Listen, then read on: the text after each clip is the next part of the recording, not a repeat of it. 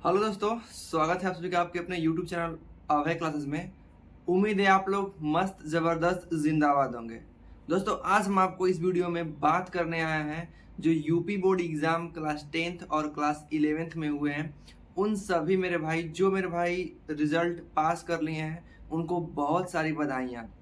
अब हम बात ये करने वाले हैं इस वीडियो में, जो भाई 1-2 सब्जेक्ट में फेल हो चुके हैं, तो उनके मन में ये सोच रहे होंगे कि मुझे फिर से पढ़ना पड़ेगा या मैं हमेशा इसी 12th में या 10th में रुका रहूँगा, आगे नहीं पढ़ पाऊँगा।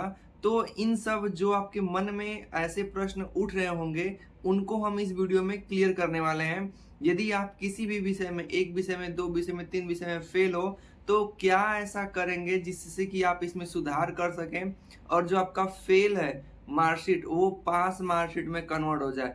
सब कुछ बताएँगे, इस वीडियो को पूरे लास्ट तक देखिएगा और अच्छे से, ताकि आप इस वीडियो से जानकारी प्राप्त कर सकें। तो सबसे पहला नंबर, यदि आप यूपी बोर्ड एग्ज़ाम में 10th में या 12th में रहे होंगे और किसी 1 या 2 या 3 सब्जेक्ट में फेल हो, तो आप यकीन मानिए कि फेल हैं तो उसको सुधार किया जा सकता है। कैसे? तो एक स्कूटनिक फार्म निकल कर के आता है, वो जब रिजल्ट निकलता है उससे 10 दिन बाद वो फॉर्म भरना शुरू हो जाता है। ये फॉर्म आप अगर किसी ऑनलाइन के माध्यम से रहेंगे तो आप पीछे रह सकते हैं। इसलिए यदि आप फेल हैं तो आप लगातार स्कूल से संपर्क करते रहें। आपके स्कूल पे स्कूटनिक फार्म निकलता है और स्कूटनिक फार्म निकलने पे आप उस फार्म को फिल कर देंगे और सब्जेक्ट मतलब जिस विषय में आप फेल हैं उस विषय का फिर से आपका पेपर होगा। पेपर होगा मीन्स मतलब वो सब्जेक्ट आपका फिर से, जिस विषय में फेल रहेंगे आपका फिर से एग्ज़ाम होगा। अगर आप उस एग्ज़ाम में उस विषय में पास कर जाते हैं तो आपका जो फेल वाला मार्कशीट है वो हट करके आप जो मार्कशीट आएगी उस पे जो ये एग्ज़ाम देंगे वो वाला उस पे चढ़ जाएगा नंबर। ठीक है? तो इसके पीछे आपके मन में होगा कि बहुत ज़्यादा भाग दौड़ करना है, तो बिल्कुल नहीं। आप अपने स्कूल के प्रधानाचार्य से संपर्क करें, वो लगातार संपर्क में रहेंगे तो रिजल्ट निकलने के 10 दिन बाद आता है, आप वहाँ से फॉर्म भर सकते हैं।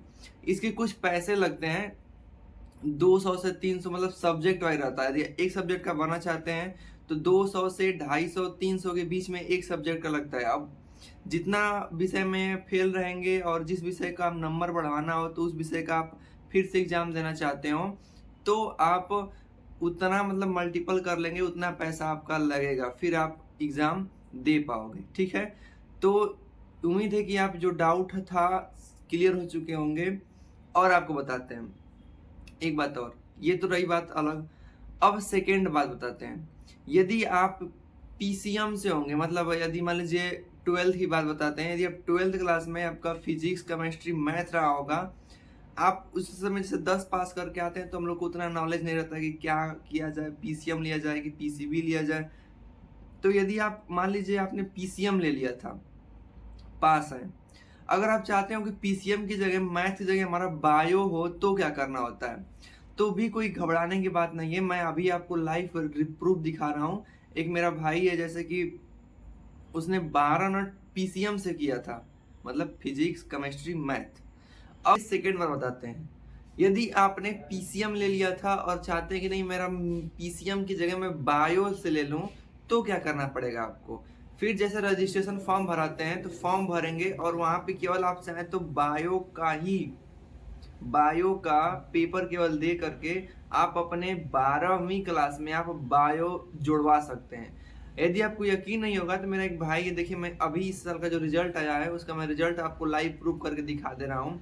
उसके रिजल्ट में केवल क्या रहेगा, केवल बायो का ही उसने पेपर दिया था और बाकी सब पिछले साल उसने सब कुछ पास किया था, वो बायो अलग से जुड़वाया था। तो मैं जो दिखा देता हूँ आपको, केवल अलग से बायो रहेगा। ठीक है? अगर ये जानकारी आपको अच्छी लगी तो वीडियो को लाइक करेंगे, चैनल को सब्सक्राइब जरूर करेंगे। Thank you.